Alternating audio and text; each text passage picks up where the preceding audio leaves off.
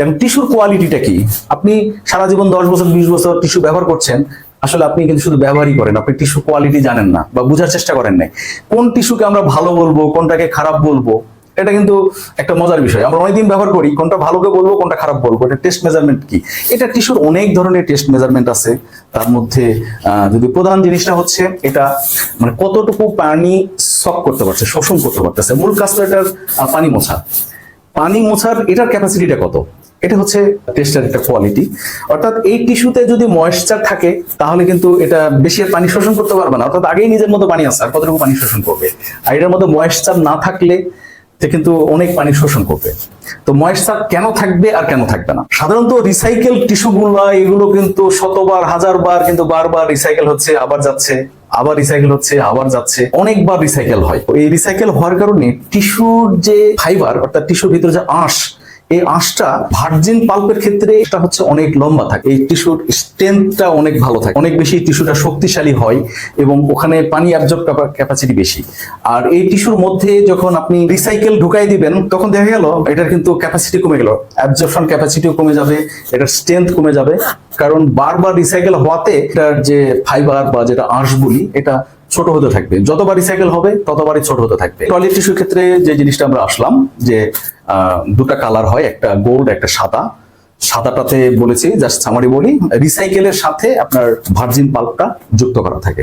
But যেটা গোল্ডের ক্ষেত্রে এখানে ভার্জিন পাল্প থাকে না, শুধু রিসাইকেল থেকেই হয়, একটা কালার ডোজিং করা থাকে।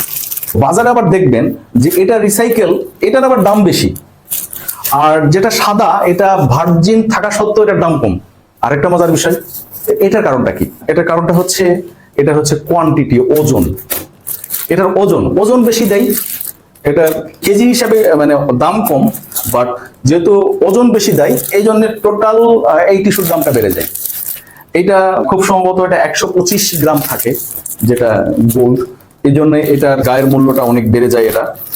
আর সাদা টিস্যু এটা থাকে 80 গ্রামের মতো থাকে, আর এটা থাকে 125 গ্রাম। কত পার্সেন্ট বেশি? প্রায় 1.5 গুণ। এটার চেয়ে এটা 1.5 গুণ বেশি থাকে ওজনে, এই জন্য এটা রিসাইকেল হওয়া সত্ত্বেও এটার আবার দাম বেশি। আর এটা পরিমাণ কম থাকে, ভার্জিন মিক্সড করা থাকে, তারপরও এটার আবার দাম কম। এটা হচ্ছে একটা মজার বিষয়। এই যে টিস্যু, এই টিস্যুটা কিভাবে উৎপাদনটা হবে? শুরুতেই যে বড় বড় পেপার কোম্পানিগুলো বাংলাদেশে যারা মাদার মেশিন নিয়ে কাজ করে, এই ধরনের বেশ কিছু টিস্যু ফ্যাক্টরি আছে, তারা মাদার মেশিনের মাধ্যমে বড় বড় জাম্বু রোল তৈরি করে। 2000 ডেকেল, 2800 ডেকেল। ডেকেল মানে ডেকেল হচ্ছে সাইজ, যদি এটা 2000 হয় তাহলে 2 মিটার পর্যন্ত হবে, 2800 হলে তাহলে 2.8 মিটার হবে, এটাকে বলে ডেকেল সাইজ। বড় বড় টিস্যু কোম্পানি আমাদের দেশে যারা আছে তারা এই বড় বড় ডেকেল তৈরি করে এই টয়লেট টিস্যুর ক্ষেত্রে বা অন্যান্য গুলোর ক্ষেত্রেও। এর পরবর্তী কাজটা কি? এর পরবর্তী কাজ হচ্ছে যেসব কনভার্টিং ফ্যাক্টরি আছে যারা টিস্যু কনভার্ট করে, ছোট ছোট ফ্যাক্টরি বলবো বা মাঝারি মানের ফ্যাক্টরি বলবো, তারা ওই বড় জাম্বু রোল নিয়ে এসে তারা রিউইন্ডিং মেশিনের মাধ্যমে জাম্বু রোল থেকে এটাকে বেবি রোল তৈরি করে। এটাকে লম্বা বেবি রোল তৈরি হবে, লম্বা জাম্বু রোল থেকে রিউইন্ডিং মেশিনের মাধ্যমে বেবি রোল তৈরি হলো। সেকেন্ড এটা স্টেজ হচ্ছে এই বেবি রোলটাকে পার সাইজ, এগুলোর মার্কেটে একটা স্ট্যান্ডার্ড সাইজ আছে, এই স্ট্যান্ডার্ড সাইজ অনুযায়ী আপনাকে তখন টিস্যু কাটিং মেশিনের মাধ্যমে এটা কাটতে হবে।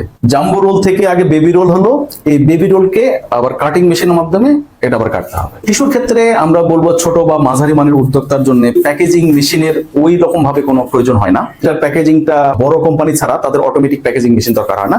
এটার প্যাকেজিং এর হিসাবটা খুবই সিম্পল। তো আপনাকে শুরুতেই কোনো একটা ব্র্যান্ডিং করে নিতে হবে। এখানে আমরা দেখছি যে একটা টিস্যু আছে, এটা হাসনা হেনা। আপনারা কেউ কোনোদিন চিনেন কিনা আমি জানি না, চিনতে পারেন। এই যে হাসনা টিস্যু, তারা একটা ব্র্যান্ডিং করেছে। এর পরবর্তী কাজটা হচ্ছে এই টিস্যু কাটিং করার পরে এই প্যাকেজিংটা খুব সহজ। এই যে প্যাকেজিং করা হলো, আর শ্রমিকরা এই দুই সাইডে আটকাই দিল, কাজ শেষ।